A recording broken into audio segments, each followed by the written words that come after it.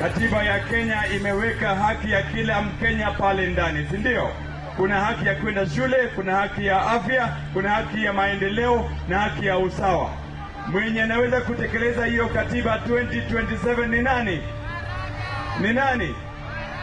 Hiyo wizi wa mali ya umma nitakomesha mara moja. Hiyo nitakomesha mara moja.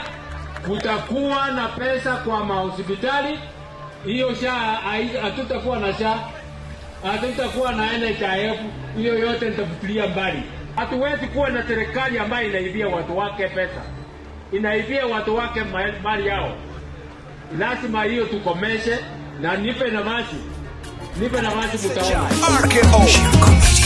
Haki sawa, tunalijenga taifa kuwa bora.